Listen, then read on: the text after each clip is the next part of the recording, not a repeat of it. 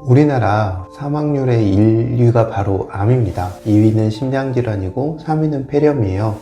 폐렴 같은 경우는 면역력이 떨어지거나 아니면 노약자분들이 폐렴으로 사망하게 되는 경우가 많아서 실제로 우리가 감기로 인한 폐렴 이런 것보다는 적은 편이고요. 심장질환 같은 경우도 계속 늘어나는 추세고, 이전에는 뇌혈관 질환이 좀 더 상위에 있었는데 이제는 암이 단연코 한국인의 사망 원인 1위가 되었습니다. 그래서 좀 잔인한 이야기지만, 우리가 4명이 모여서 밥이나 술을 먹었다 치면 그 사람이 죽을 때까지 최소한 1명 아니면 2명 정도는 암에 걸리거나 암으로 치료를 받거나 아니면 암으로 사망하게 됩니다. 이렇게 하면 굉장히 무서운 이야기 같죠. 내가 아마 지금 가족분들, 친구분들 중에 암으로 치료받거나 투병하거나 사망하신 분들이 어느 가족, 어느 분이나 계실 겁니다. 그 정도로 과거보다 굉장히 흔한 질환이 되었습니다. 이전에는 영화나 드라마에서 아주 느닷없는 비극, 대명사가 백혈병이나 암에 걸리는 거였지만, 지금은 우리 주변을 둘러봐도 영화나 드라마의 소재가 되지 않을 정도로 암은 흔한 병이 되었습니다. 그럼 왜 이렇게 현대인에게 암이 늘어나게 된 걸까요? 좀 불행한 이야기지만 그중 가장 큰 원인은 우리가 오래 살게 되었기 때문입니다. 암이라는 것의 본질은, 우리가 정상세포는 이렇게 분할을 해서 일정한 기능을 하다가 생명이 닿으면 죽어야 되는데, 암세포는 죽지 않고 끝없이 분열하는 세포거든요. 그러니까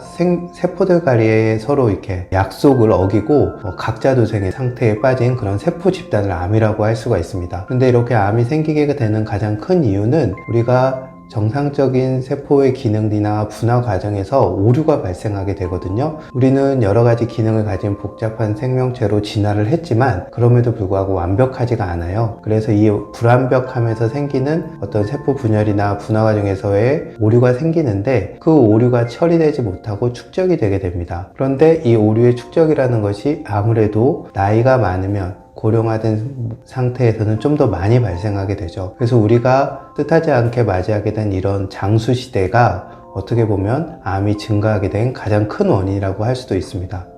이와 함께 두 번째로는, 우리가 사는 환경이 너무나 나빠졌습니다.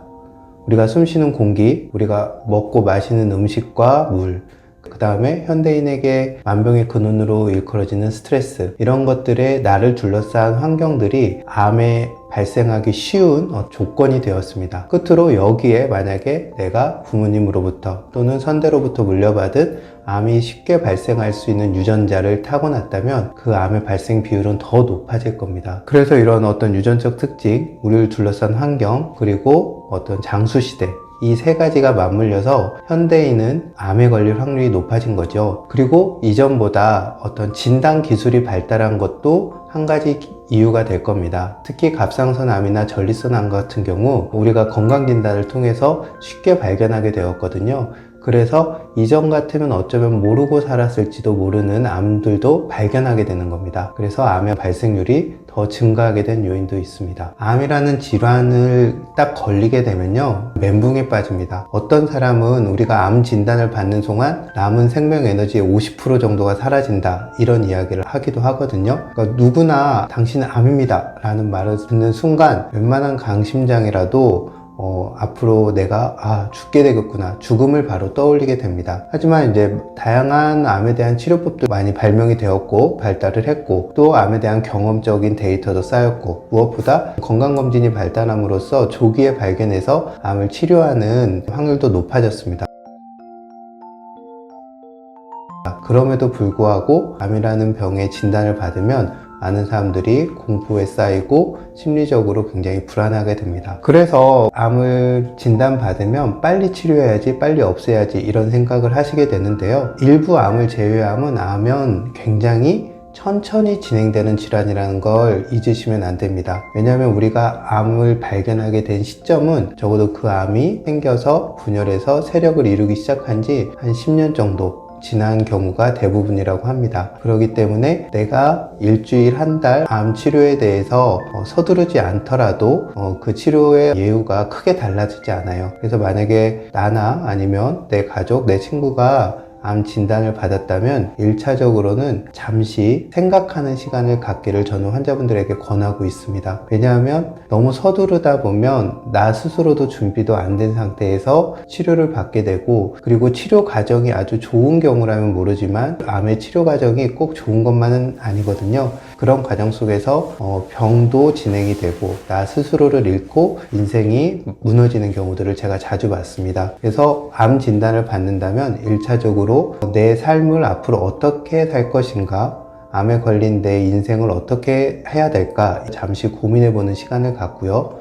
두 번째로는 요즘은 상세한 데이터들이 공개되어 있습니다. 그래서 내 병에 대해서 공부하는 시간을 좀 갖기를 바랍니다. 그래야 어떤 표준 치료를 받고 앞으로 치료 계획을 세울 때 내가 내 삶을 조절하면서 내 삶 안에서 암이라는 질병을 다룰 수가 있게 됩니다. 그렇지 않으면 암이라는 병이 갖는 중대함이 있기 때문에 내 인생 전체가 질병 안으로 빨려 들어가 버리는, 마치 암이라는 블랙홀에 내 인생이 사라지는 그런 불행을 맞게 됩니다. 그럼 근데 암의 치료는 1차적으로는 저는 병원에서 진행되는 표준 암 치료를 받기를 권하는 편입니다. 그리고 제가 한의원에서 한의학적으로 도움을 드리는 부분들은 그런 표준 치료를 받을 때 발생하는 부작용들이 있어요. 그래서 그런 부작용들을 완화시켜 주는 거, 때로는 어떤 표준 치료를 받는데 필요한 몸의 에너지 상태라던가 몸 상태를 만들어 주는 거, 그리고 불행하지만 표준 치료가 실패했을 때 어떤 남은 인생의 삶의 질을 좀 더 좋은 쪽으로 이끌어 줄 수 있는 그런 부분에 도움을 드리고 있고요. 그리고 때로는 이제 표준 치료가 잘 마무리돼서 재발 방지를 하기 위한 어떤 몸의 상태를 만드는데 그런 부분에 있어서 한의학적인 치료나 생활관리가 도움이 될 수가 있습니다. 제가 암을 예방하거나 치료 과정에 있는 분들도 마찬가지고 치료 후 재발 방지를 원하는 분들에게 가장 강조하는 건 바로 잠입니다. 수면을 좀 이른 시간에 자서 좀 길게 자고 깊게 잘 수 있어야 됩니다. 우리가 잠을 자는 시간은 면역 시스템으로 보면은 오류를 바로잡고 회복하는 시간이고 복구하는 시간이거든요. 그런데 많은 현대인들이 잠을 적게 자고 늦게 자고 또 스트레스나 어떤 다양한 이유들 때문에 수면의 질이 좋지가 못합니다. 그러니까 어떤 오류가 생긴 것을 복구를 하지 못한 상태로 또 살게 되죠. 그럼 또 살게 되면 그 삶 속에서, 낮 동안 삶 속에서 오류가 또 생깁니다. 이게 계속 복구가 되지 않고 축적이 되면 면역 시스템이 마모되면서 암이 발생할 확률이 높아지고 재발할 확률도 높아집니다. 그래서 암이 걱정된다면, 또 암을 치료하고 있다면, 또 암을 재발을 막고 싶다면 무엇보다 저는 강조하는 것이 수면입니다. 잠을 적게 자고 잘 자지 못하면서 암을 걱정한다, 이건 굉장히 모순된 이야기입니다. 따라서 내가 잠을 잘 자지 못한다면 무엇보다 잠을 충분히 잘 잘 수 있도록 노력을 해야 됩니다. 두 번째로는 역시 먹는 것입니다. 먹는 것은 내 몸을 만들고 내 몸에 필요한 에너지를 공급해 주는 거잖아요. 그래서 먹는 음식의 기준을 세워야 되는데요. 저는 첫 번째 먹는 음식의 기준은 식재료 자체의 건강함입니다. 우리가 제철에 나는 건강한 식재료를 먹는 것이 중심이고요. 두 번째로는 정제되고 가공된 비율이 가장 적은 것, 즉 식재료의 원물에 가까운 상태로 조리해서 먹을 것을 권합니다. 왜냐하면 정제되고 가공하는 과정에서 우리가 본래 식재료로부터 얻어야 될 어떤 영양이라던가 에너지는 점점 줄어들고 오히려 가공 과정에서 더 나쁜 것들이 첨가되기 때문입니다. 그래서 우리가 이전부터 먹어왔던 자연스러운 형태의 식사를 할 것을 권합니다. 세 번째로는 우리가 먹고 이것을 소화 흡수하는 데 있어서 중요한 위장의 상태, 그것을 건강하게 관리하는 게 중요한데요. 그래서 간장이나 청국장, 된장, 고추장, 김치와 같은 전통적인 발효식품들을 충분히 즐겨 먹는 것을 권하고, 또 물을 내가 필요한 만큼 충분히 마시기를 권합니다. 이와 함께 암 환자들에게 있어서 가장 중요한 것 중에 하나가 바로 산소, 호흡입니다. 왜냐하면 우리 몸의 세포들은 산소와 당을 이용해서 에너지를 발생을 시킵니다. 따라서 충분한 영양이 부족해도, 또 호흡으로 인한 산소가 부족해도 충분한 에너지 생산이 되지 않습니다. 에너지 생산이 되지 않으면 면역적 시스템 또한 제대로 작동할 수가 없죠. 따라서 내가 암이 걱정되고 재발을 방지하고 싶다면 잘 호흡하는 연습들, 호흡은 크게 두 가지로 잘 이루어질 수 있습니다. 하나는 적당한 수준의 유산소 운동입니다. 그리고 두 번째로 번째로는 명상과 같은 방법도 좋고요. 이완하면서 천천히 깊이 호흡하는 그런 과정들을 통해서 좋은 호흡이 이루어질 수 있습니다. 암이란 것은 아주 중대하고 특별한 병이지만 이것에 대한 대책은 뭔가 특별한 한두 가지를 먹는다던가 뭔가 특별한 한두 가지를 한다고 해서 이루어지는 것이 아니고 일상생활에서 얼마나 좋은 루틴을 가져가느냐, 이것이 굉장히 중요합니다. 이 루틴에서 제가 권하는 것은 질 좋고 충분한 수면, 그리고 자연에 가까운 음식, 세 번째로는 좋은 호흡을 할 수 있는 운동이라던가 이완요법들입니다. 이런 것들을 통해서 내가 생활에 좋은 루틴들을 만들어 줄 수 있다면 암을 예방하고 또 치유하고 재발을 방지하는 데 도움이 될 수 있을 겁니다. 현대인들에게 가장 두려운 질병이 뭐냐고 물으면 아마 1위는 암, 2위는 치매, 아니면 1위 치매, 아니면 2위는 암, 이렇게 될 겁니다. 치매라는 건 가장 우울한 건 뭐냐면요, 내가 나를 잃어가는 병입니다. 그러니까 내가 아무리 잘 살아왔던 삶이라도 치매가 걸리고 나를 잃어가면서 내 인생 전체를 부정당하는 그런 느낌이 듭니다. 그래서 할머니들 중에는 실제로 암보다도 치매에 걸리는 걸 더 무서워하시는 분들이 많아요.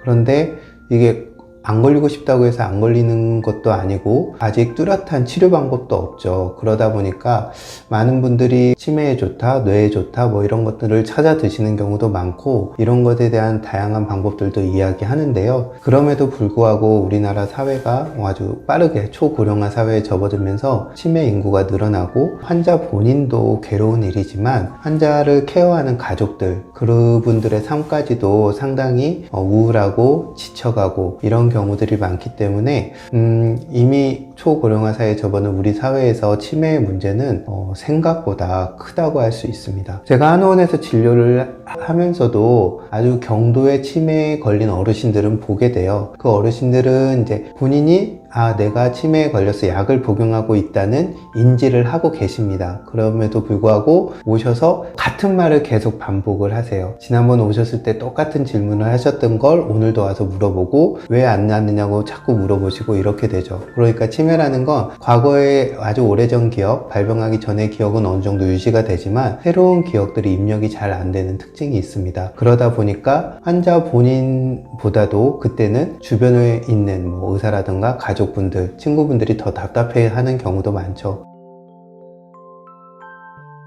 그런데 치매는 또 건망증과는 좀 다릅니다. 건망증은 쉽게 생각하면 뇌가 너무나 과도한 부하, 너무나 분산된 집중력 때문에 잠깐 기억을 잃는 거라면, 하지만 건망증은 시간이 지나면 또 기억이 나죠. 하지만 치매는 다시 리마인드가 되지 않는다는 점에서 좀 상당히 다릅니다. 치매가 어떤 병이냐고 묻는다면 저는 그냥 뇌가 빨리 나이가 든 병이라고 말씀드리고 싶습니다.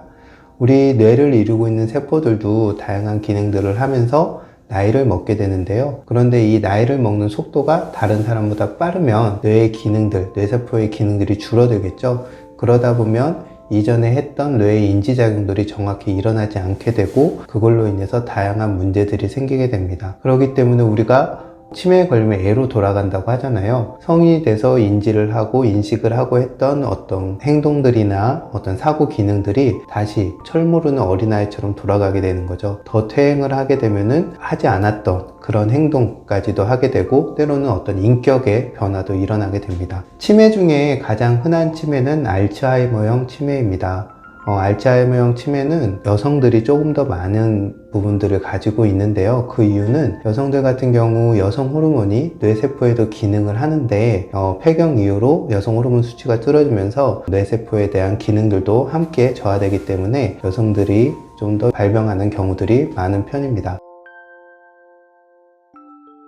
그래서 치매는 말씀드렸다시피 뇌세포가 빨리 나이를 드는 병, 일종의 뇌의 퇴행성 변화라고 할 수 있습니다. 따라서 모든 퇴행성 변화를 다루는 데 있어서 기본적인 원칙이 여기에도 적용이 됩니다. 하나는 뇌에 필요한 좋은 영양을 공급하는 겁니다. 우리가 DHA나 다양한 뇌 영양제 이런 것들이 있지만 저는 그것보다는 좀 더 폭넓게 충분한 영양을 가진 신선한 음식들을 새로 해서 드시길 권합니다. 제가 어르신들에게 자주 말씀드리거든요. 어머님 아버님의 몸과 뇌가 자꾸 낡아가는데 먹는 음식마저 어제 먹은 음식 또 먹고 내일도 오늘 먹은 음식 또 먹으면 자꾸 그렇게 더 빨리 나이 들게 된다고 말씀드립니다.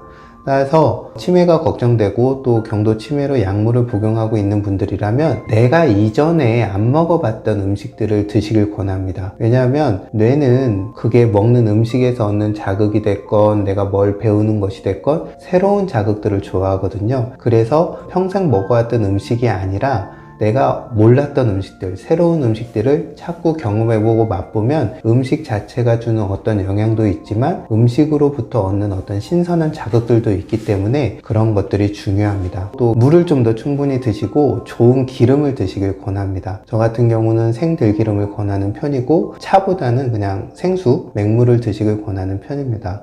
왜냐하면은 한약에서 뇌는 수해라고 하거든요. 이 수해는 물론 골수라는 의미의 수해인데요. 우리 몸이 나이가 들면 점점점 몸의 수분도 줄어들고 그리고 세포 안에 있는 물들이 줄어들게 됩니다. 그러면서 기능들이 빨리 퇴화하는 경향들이 있는데요. 몸이 충분히 수분이 있고 그 세포 안에 물이 충분히 유지돼야 모든 활동들이 잘 이루어지게 됩니다. 따라서 좋은 물을 좀 자주 마시고 그 다음에 좋은 기름들을 통해서 세포의 건강도를 높여주시는 거 좋습니다. 이렇게 먹는 음식뿐만 아니라 뇌로 들어가는 어떤 정신적인 자극들도 새롭게 할 필요가 있습니다. 치매를 예방하고 싶다면 외국어나 악기 이런 걸 배우라고 하잖아요. 이렇게 권하는 이유는 외국어나 아니면 악기 같은 것을 배우는 것이 이전에 내가 하지 못했던 새로운 것이기 때문입니다. 아까 말씀드렸다시피 뇌는 새로운 자극을 좋아하지 늘 반복된 자극을 좋아하진 않거든요. 따라서 치매를 예방한다고 매일 화투를 친다던가 같은 게임을 계속하는 건 별 의미가 없습니다. 금세 지루해야 합니다. 하지만 외국어라든가 악기는 그 어떤 새로움이나 그 영역이 굉장히 넓고 늘 새롭게 뭔가 자극을 줄 수가 있거든요. 따라서 뇌에 새로운 자극을 주는 걸 적극적으로 배워야 됩니다. 그냥 수동적으로 따라가서 멍하니 있으면 아무 의미가 없어요. 적극적으로 뭔가 새로운 것을 배우기를 권합니다. 이렇게 말씀드리면 어르신들이 이 나이에 뭘 또 배우라고 하냐 이런 말씀들을 많이 하세요. 그런데 여기서 배움이라는 게 우리가 젊었을 때는 이걸 통해서 뭔가를 막 하겠다고 배우는 거잖아요. 하지만 나이 드신 분들은 아주 조금이라도 새로운 자극을 주기 위해서 배우는 거기 때문에 이걸 통해서 뭔가 하면 더 좋겠지만 새로운 것들을 배우는 것 자체가 어떤 목적이 될 수가 있습니다. 그래서 새로운 것들을 배우시기를 권합니다. 이렇게 몸과 마음에 새로운 자극을 주는 것, 그리고 여기서 중요한 것 중에 하나가 몸을 규칙적으로 움직이는 겁니다. 인간도 동물이기 때문에 팔다리를 부지런히 움직이는 때 순환도 잘 되고 이 순환이 잘 되는 것 자체가 뇌로 가는 순환도 활성화시킬 수 있습니다. 그런데 나이가 드시면 여기저기 관절도 아프고 힘도 없고 누구 만나고 싶은데 가고 싶은 곳 이런 것도 없어지기 때문에 점점 행동 반경이 줄어들게 됩니다. 그러시지 마시고 몸이라는 건 제가 이제 어르신들도 말씀하시지만 죽으면 가지고 가지 못합니다. 살아있는 동안 부지런히 충분히 써먹어야 됩니다. 부지런히 움직이고 새로운 것들을 보고 새로운 사람을 만나고 새로운 것들을 경험하시는 게 좋습니다. 이와 함께 역시 뇌라는 기관도 낮 동안 열심히 일하기 때문에 밤 동안은 쉬어야 됩니다. 그런데 나이가 들면 잠을 잘 이루지 못하고 자다 자꾸 깨고 또 한번 깨면은 다시 잠들지 못하고 이런 수면의 문제가 많이 발생하게 됩니다. 따라서 내가 한 대여섯 시간 저는 이제 어르신들에게는 한 8시간쯤 주무시길 권하거든요. 잠이 깨도 그냥 눈을 감고 그 시간 동안을 채우시라고 말씀드립니다. 눈을 감고 가만히 내 숨 들고 나는 거라던가 이런 거에 집중하고 있다 보면 우리가 깊이 자는 것만큼은 아니지만 그 또한 수면의 효과를 거둘 수 있습니다. 그래서 적어도 한 8시간 정도를 잠을 잘 수 있도록 그리고 너무 늦게 자지 않도록 권하고요. 가능하면 수면을 유도하는 약물이라던가 이런 거에 의존하기보다는 낮에 햇볕도 쬐고 활동을 하고 밤에는 좀 더 길게 잘 주무시길 권합니다.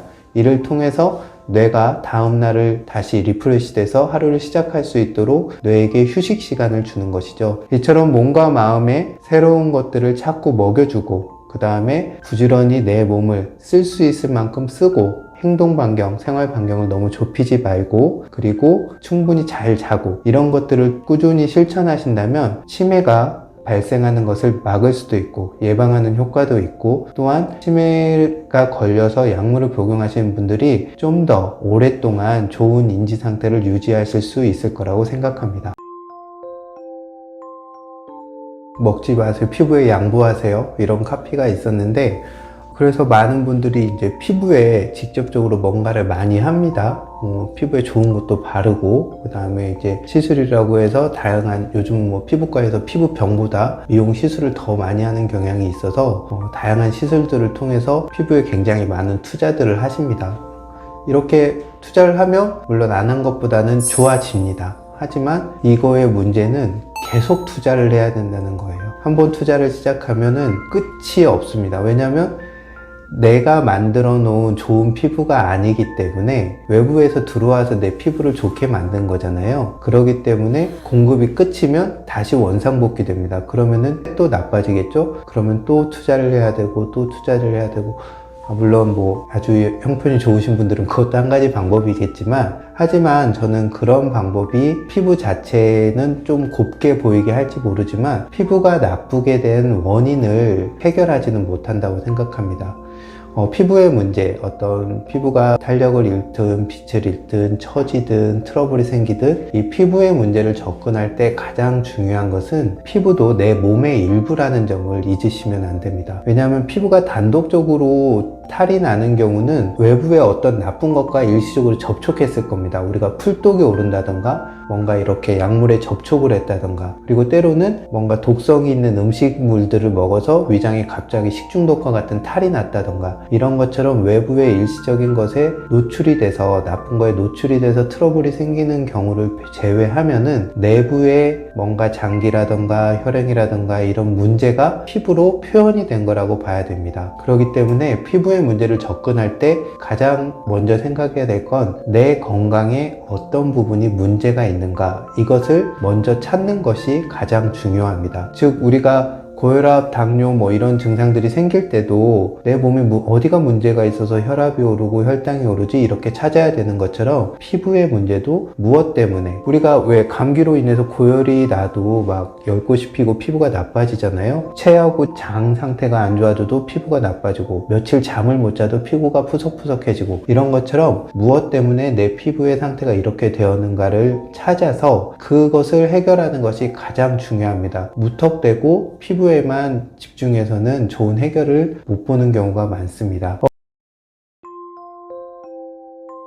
피부에 트러블이 생기는, 즉 피부에 염증이 자주 생기는 경우는 몇 가지로 나누어 볼 수 있는데요. 가장 중요한 것은 첫 번째로는 먹는 음식입니다. 먹는 음식에 있어서 음식은 크게 두 가지로 나눌 수가 있거든요. 하나는 음식이 어떤 열량만 있고 내 몸에 필요한 영양소가 없는 경우입니다.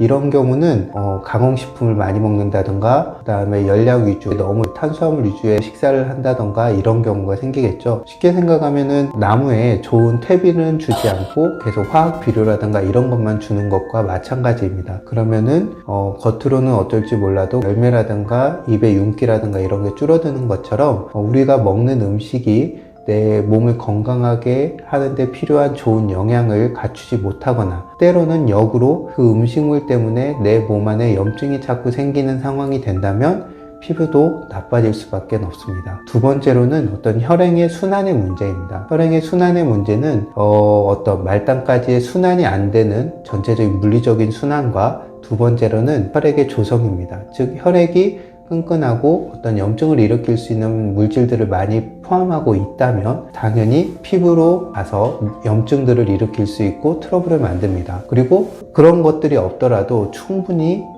피부로의 혈액순환이 잘 되지 않는다면 당연히 피부의 윤기라든가 탄력, 그런 부분들이 떨어질 수밖에 없습니다. 그래서 저는 피부 때문에 고민하는 많은 환자들에게 운동을 하시길 권합니다. 운동을 하면 어떻게 되죠? 혈액순환이 잘 되게 되죠. 혈액순환은 손끝 발끝까지 가는 순환뿐만 아니라 피부 표면까지도 가는 어떤 순환들을 의미합니다. 이렇게 순환이 잘 되는 것, 그 다음에 혈액이 맑고 깨끗할 수 있는 음식을 먹기를 권합니다. 아무래도 채식 중심의 음식을 먹고요, 좋은 식물성 기름들을 먹는 것, 이런 것들이 중심이 될 것이고, 그 다음에 가장 중요한 것 중에 하나가 밤 늦게 먹고 자지 않는 겁니다. 우리가 밤 늦게 식사를 하게 되면 채 소화되지 않은 물질들이 흡수가 되게 되고, 그런 것들이 우리 몸을 돌아다니면서 자꾸 염증을 일으키는 요인이 되게 됩니다.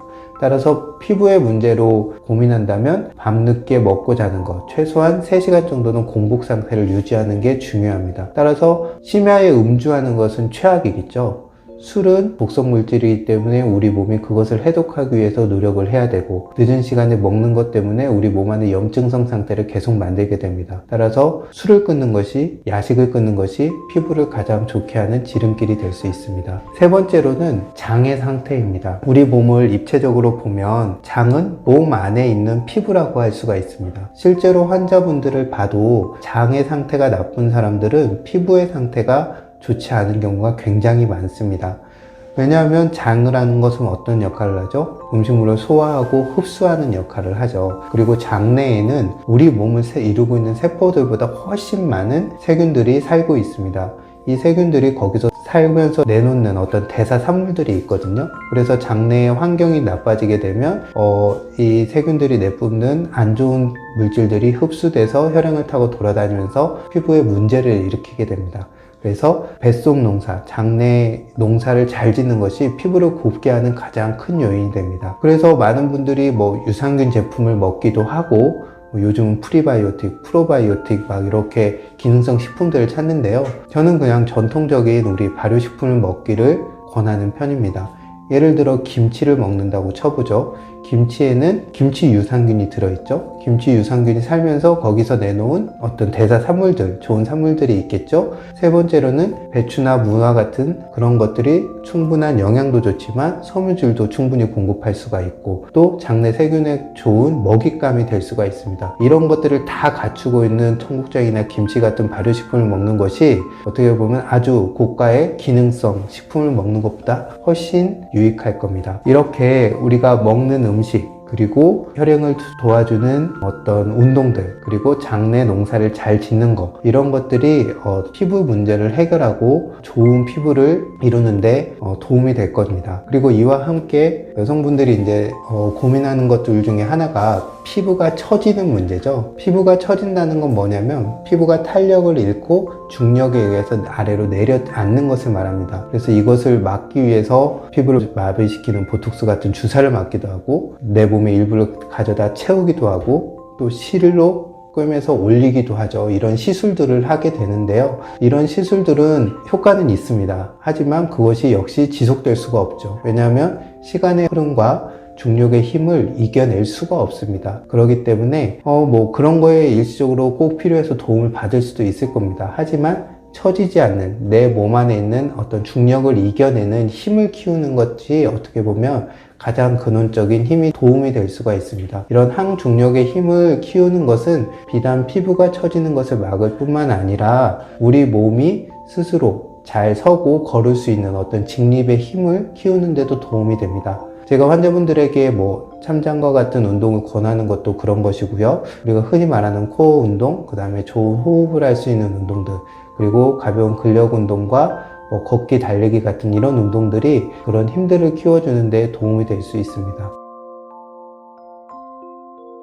피부의 문제를 접근을 할 때 가장 유념해야 될 것들은 그래서 3가지입니다. 하나는 피부가 내 몸의 일부라는 걸 잊으시면 안 됩니다. 즉 피부만 단독적으로 존재하는 것이 아니기 때문에 피부 자체에만 아무리 투자한들 피부의 문제는 근원적으로 해결할 수 없습니다. 그렇기 때문에 두 번째는 피부의 건강을 위해서 먹고 움직이고, 그 다음에 장의 상태를 좋게 하는 것들을 굉장히 중요하게 생각해야 됩니다. 피부 건강을 위한다면 이것들의 문제가 내가 어디에 생활에서 문제가 있는지를 살펴서 이 문제들을 해결하고 좋은 방향으로 루틴을 만들어 가야 됩니다. 세 번째로는 피부도 역시 나이를 먹는다는 거죠. 그렇기 때문에 항노화를 위한 노력들, 특히 피부가 처지고 늘어지는 것을 막고 싶다면 항중력의 힘을 키울 수 있는 방법들을 생활에서 실천하셔야 합니다. 요즘 아이들 보면서 걱정이 드는 게, 이전에는 집밥이 기본이고 외식이라던가 시켜 먹는 음식은 정말 특별하고 가끔 먹는 거였잖아요. 근데 지금은 사 먹는 음식이 오히려 더 기준이 되고 집밥이 특별해진 이런 역전이 돼서, 그러다 보니까 당연히 집에서 밥을 해 먹는 게 어려운 일이고 시간이 많이 드는 일이고 또 사 먹는 것보다 때로는 비용도 많이 들고 맛있게 하기도 어렵다, 이런 생각들이 들게 된 것 같아요.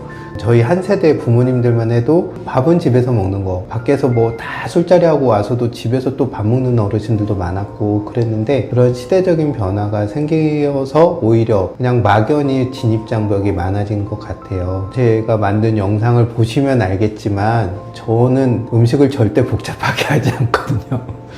최대한 간단하게 해먹는 음식들을 해요. 지난번에는 푼마늘 다듬어서 살짝 데쳐서 그냥 초고추장을 찍어 먹든 아니면 들기름 간장으로 무쳐서 먹든 이런 식으로 가장 조리법을 간단하게 하려고 해요.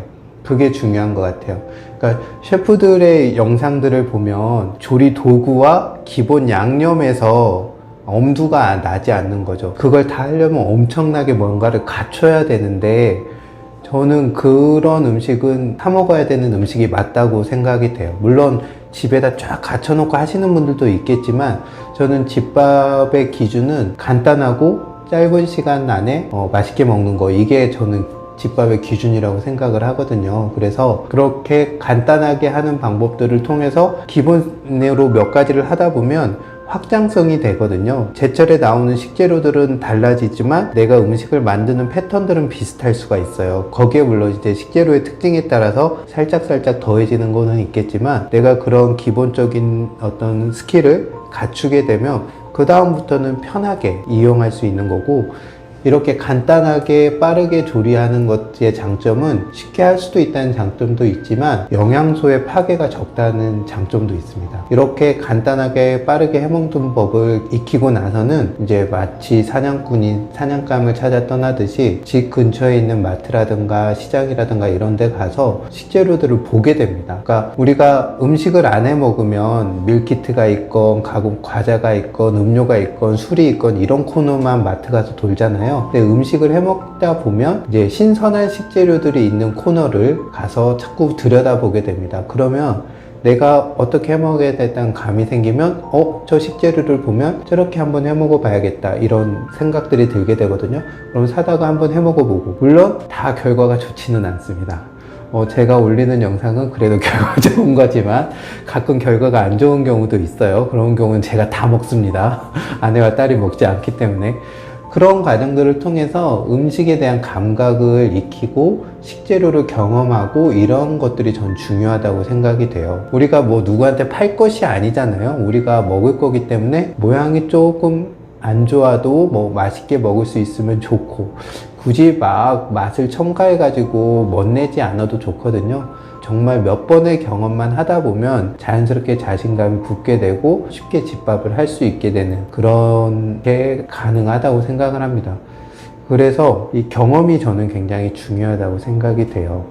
왜냐하면 경험을 해야 더 나아갈 수 있고, 또 몇 번의 실패를 하신다고 해도 절대 좌절하지 마십시오. 우리는 뭐 요리 경연대회에 나가는 셰프도 아니고 이걸 우리가 팔 것도 아니잖아요. 뭐 좀 실패했다고 해도 또 그거 나름대로의 다음으로 이어지는 그런 좋은 과정이기 때문에 실패를 두려워하지 마시고 집밥에 도전해 보십시오. 그러면 어느 날 아내의 엄지척을 받으실 수 있을 겁니다. 제가 이제 환자를 진료를 하게 되잖아요. 남편이 돌아가신 할머니도 있고 아내가 먼저 돌아가신 할아버지도 있고 그래요. 그런데 저도 남자지만 혼자 남으신 할머니들은 그래도 자기 관리를 좀 잘 하시는 편입니다. 그런데 남자 할아버지들은 혼자 남으면 자기 관리가 잘 안 되는 것 같아요. 자기 관리라는 게 뭐 다른 게 아니고 잘 빨래된 옷을 입는다던가, 그리고 뭐 잘 씻는다던가, 그리고 제대로 잘 챙겨 먹는다던가, 이런 것들이거든요. 진료실을 찾은 중년 이상의 남자분들 중에 저에게 조심스럽게 말씀하시는 경우들이 많아요. 소변을 봤는데도 시원치가 않고 남아있는 느낌이 든다던가, 아니면 소변을 봤는데 또 조금 있다가 또 화장실에 또 가고 싶어진다던가, 그리고 때로는 소변을 다 본 줄 알고 옷을 올렸는데 남은 소변이 조금 새어나온다던가 이런 말씀을 하시는 경우들이 많거든요. 이런 경우는 뭐 특별한 질환이 있어서 몸이 나빠진 경우도 있지만, 이런 중년 남성의 고민의 대부분들은 전립선 비대증 때문에 생기는 경우들이 많습니다. 전립선은 방광 밑에 있는 일종의 생식기관인데요. 크기가 한 밤톨만 하다고 합니다. 그리고 정액을 이루고 있는 액의 한 3분의 1 정도를 전립선 액이 만들어내고, 거기에 또 남성 호르몬도 생산하고 있는 일종의 남성의 생식기관이라고 볼 수가 있습니다. 그런데 이게 나이가 들면서 점점점 이 크기가 커지다 보니까 주변 요도라든가 조직들을 압박하게 돼서 앞서 말한 소변의 문제들이 자주 발생하게 됩니다. 그런데 전립선 비대증은 조금 넓은 관점에서 보면 일종의 전립선의 퇴행성 변화라고 할 수 있습니다. 우리 몸을 이루고 있는 어떤 조직들은 젊을 때는 그 경계가 샤프하고 딱 정해져 있고 탄력적인데요. 이것이 퇴행성 변화를 보이게 되면 이게 좀 커지고 늘어지고 그 탄력이 줄어들게 됩니다. 우리 근육들을 봐도 그렇죠. 젊고 운동을 많이 한 분들의 근육들은 아주 샤프하면서도 탄력 있고 부드러운데, 나이가 먹으면서 근육들도 뻣뻣해지고 뭔가 볼륨감이나 이런 것들이 좀 푸석푸석해지고 탄력도 자꾸 줄어들고 그렇게 되죠. 이런 변화들이 똑같이 전립선에서 나타난다고 보시면 됩니다. 그런데 전립선 비대증은 또 전립선 암과는 좀 다른 질환입니다. 일종의 전립선 암이 악성 종양이라면 전립선 비대증은 양성 종양이라고 할 수 있습니다. 전립선의 크기가 커질 뿐 전립선을 이루고 있는 세포들이 어떤 암적인 변화를 일으키는 것은 아니기 때문에 전립선 비대가 전립선 암으로 간다, 이런 것은 아니니까 그런 부분은 걱정 안 하셔도 됩니다.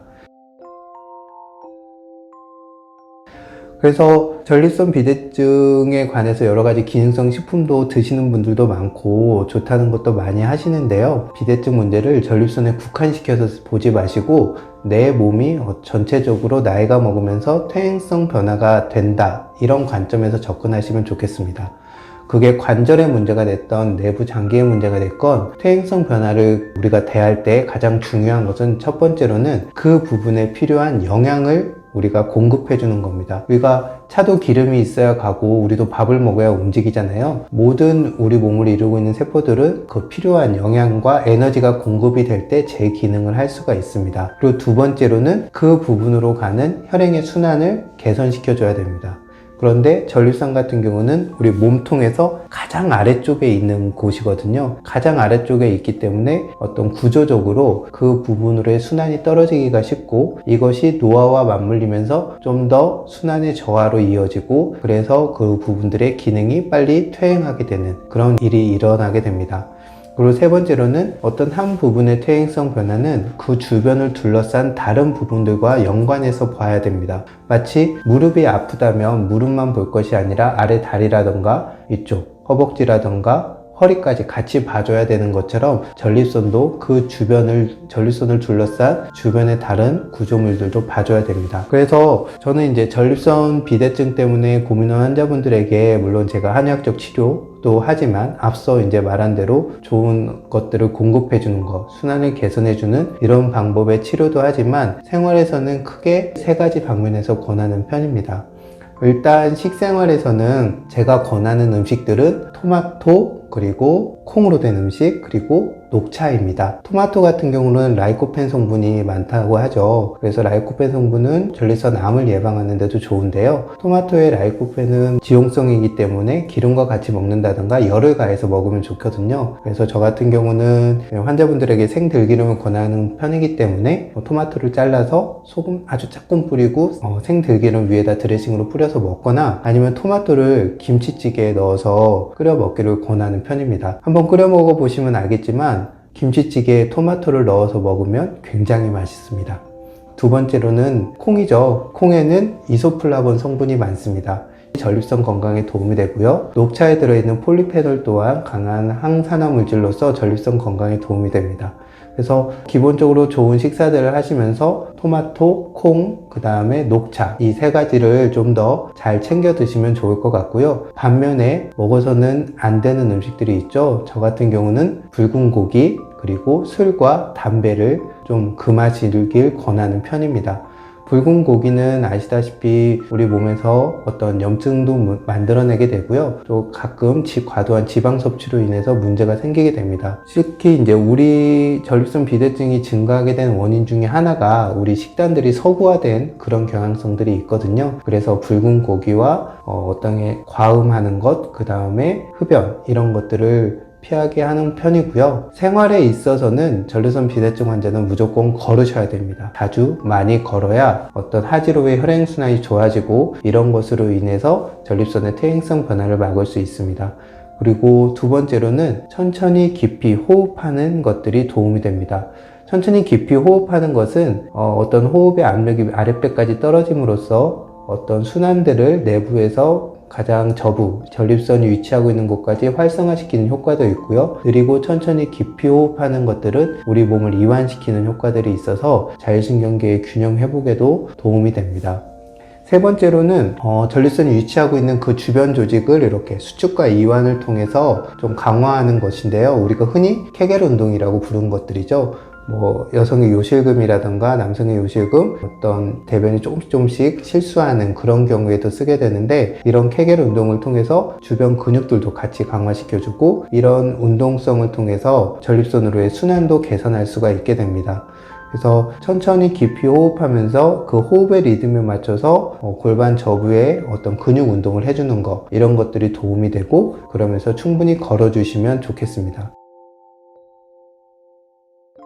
그래서 먹는 음식에서는 토마토, 콩, 녹차를 기억하시고요. 먹어서는 해로운 것으로는 붉은 고기, 그 다음에 술과 담배를 좀 금하시면 좋겠습니다. 이러면서 깊이 천천히 호흡하고 잘 걷고, 그 다음에 골반 저부를 수축과 이완하는 운동을 하시면 아무래도 전립선이 퇴행하는 것들을 좀 더 늦출 수 있고, 또 이미 비대증이 시작됐다 하더라도 그것이 악화되는 것도 예방하고, 또 그 기능들을 어느 정도 회복하는데 도움이 될 수 있을 겁니다. 밀키트라 해도 샐러드 같은 경우 그건 거의 조리가 안 된 상태로 오잖아요. 그런데 이제 소스 같은 경우가 이제 얼마나 건강하게 만들어지는가 이런 차이는 있을 거고, 그런데 이제 우리가 식재료라는 건 이제 우리가 채취하는 순간부터 얘는 죽어가기 시작을 하거든요. 그런데 가장 좋은 건 텃밭에서 내가 딱 채취를 해서 그게 바로 주방으로 와서 해먹는 게 가장 좋겠죠.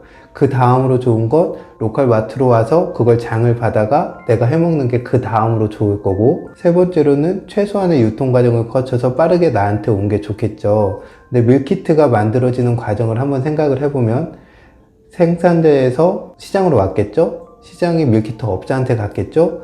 밀키트 업자가 그걸 사가지고 제품을 만들어서 배송이 돼서 나한테 오는 거잖아요. 이 어떤 식재료가 자신이 살아온 토양에서 이탈을 해서 나한테 오기까지 시간이 얼마나 짧느냐가 그 식재료의 어떤 영양이나 신선도하고 관련된 거거든요. 근데 그 과정이 하나하나 거치면 거칠수록 겉으로는 이게 신선식품 같지만 실제로는 신선하지 않은 것들도 많을 수가 있고, 두 번째로는 상업화된 상업 음식은 어쨌든 사람의 입맛을 사로잡아야 되잖아요. 그러기 위해서 가해지는 양념이 됐건 소스가 됐건 이런 것들이 있을 수밖에는 없거든요. 만약에 예를 들어 들기름 이렇게 표기가 됐어도 그 들기름을 만든 들깨가 어느 환경에서 어떻게 와서 그 들기름으로 어느 수준의 들기름이 들어갔는지 우리는 알 수가 없잖아요. 우리가 특히 조미김 같은 거 먹는데 김에 대한 설명은 좀 있을 수가 있지만 거기에 처지는 소금이 기름이 뭔지 알 수가 없죠. 집밥이라는 건 집에서 직접 내가 해먹는다 이런 의미도 있지만, 그 산지에서부터 내 식탁까지의 어떤 시간과 거리를 최소화한다 이런 관점에서 보시면 밀키트를 선택하더라도 그 과정이 아무래도 짧고 빠르다면 그 좋은 거라고 할 수 있겠지만, 그 과정이 길고 다단계를 거친다면 좀 신선해 보이고 좋은 밀키트처럼 보이더라도 실상은 상당히 많은 것들을 잃은, 그래서 우리가 그러면 결국은 신선하고 좋은 영양을 포기하면서 얻게 되는 건 열량이거든요. 그러니까 가공식품보다는 낫겠지만 우리가 신선한 재료로 바로 만든 집밥보다는 못한 그런 음식이지 않을까. 어쩔 수가 없기는 하지만 선택을 잘해야 되는 그런 거라고 생각합니다.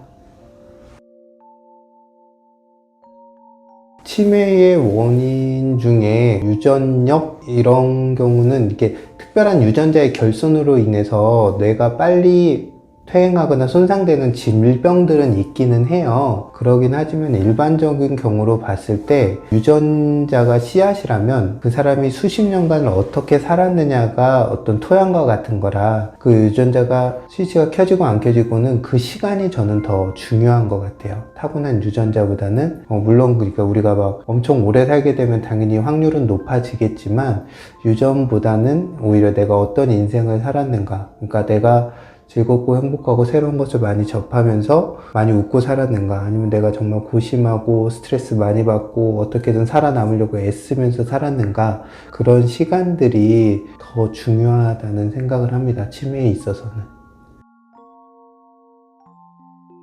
생리라는 말 자체가 날생자 이치 이자잖아요.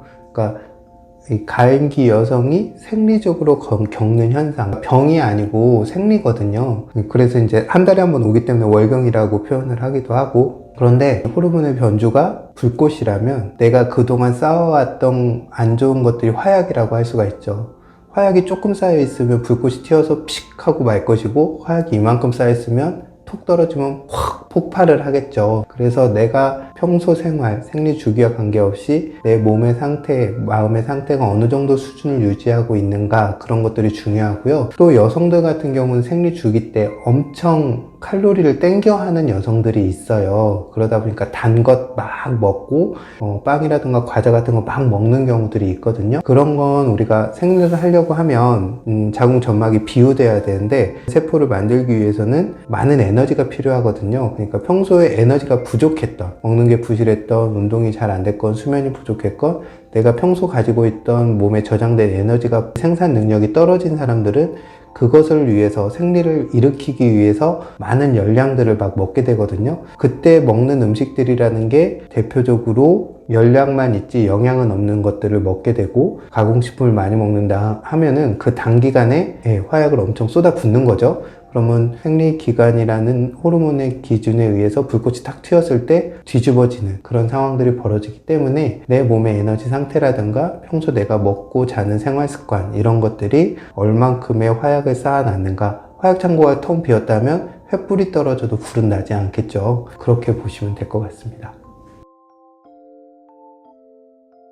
1차적으로 우리가 어떤 채소를 먹으면 좋다, 어떤 과일을 먹으면 좋다 할 때 그 결과물들은 대부분 실험실의 데이터예요. 인간을 대상으로 이 인간한테 양배추를 한 통씩 한 달을 먹였더니 무슨 변화가 있더라, 이런 데이터는 전 본 적이 없거든요. 인체 실험을 한 건 아니고 실험실의 데이터고, 대부분 거기에 들어있는 성분이 이래서 이럴 거다고 표현을 하거나, 아니면 가끔 동물 실험들을 통해서 어떤 데이터를 얻어내거나 이런 거기 때문에, 양배추를 생으로 얼마를 먹을지는 모르겠지만 우리 몸에 들어와서 독성을 일으킬 수준으로까지 양배추를 생으로 많이 먹는 사람이 얼마나 있을까, 저는 1차적으로 그런 생각이 들고요. 두 번째로는 모든 식재료, 특히 신선한 식재료에는 좋은 것도 있지만 나쁜 것도 같이 들어있게 됩니다. 왜냐면은 우리가 대표적으로 레몬이나 귤이 비타민C가 풍부하다고 하잖아요. 그런데 우리가 그것을 빼내서 비타민C 알약을 먹는 것과 레몬이나 귤을 먹는 건 달라요. 왜냐면은 그 단일한 성분만 들어있는 것이 아니라 식재료도 생명이기 때문에 그거와 상반되는 안 좋은 것들도 우리한테 들어와서 독소로 작용할 수 있는 것들도 많거든요. 그런 것들을 함께 먹음으로써 오히려 그런 독소들이 우리 몸의 면역 시스템에 건강한 자극을 줄 수도 있거든요. 그렇기 때문에 식재료하고 영양보충제나 기능성 식품이 다른 거고요. 그래서 어느 만큼을 먹을지 모르겠지만 저라면 적당 소량을 먹어서 양배추가 얼마나 해가 될지는 모르겠지만 그것이 오히려 더 이로운 점도 있을 거라고 보고, 이제 데쳐서 먹으면 안 되는 것들은 우리가 수용성 비타민이라든가 이런 게 풍부한 것들은 아무래도 데쳐서 먹으면 그런 것들이 많이 녹아서 없어지고, 또 열에 약한 것들이 많이 파괴되는 부분도 있겠죠. 하지만 저는 집밥을 해 드시라고 권하면서 하는 말 중에 하나가, 뭐가 조금 파괴된다고 해서 그것을 두려워해서 그것을 안 먹는 것보다는 좀 잃더라도 그것을 데치거나 생으로 먹거나 함으로써 얻는 이점이 훨씬 크다고 생각을 합니다. 그래서 나는 이런 게 파괴되기 때문에 이것 대신 이 영양보충제를 먹을 거야. 이건 아주 저는 어리석은 행동이라고 생각합니다.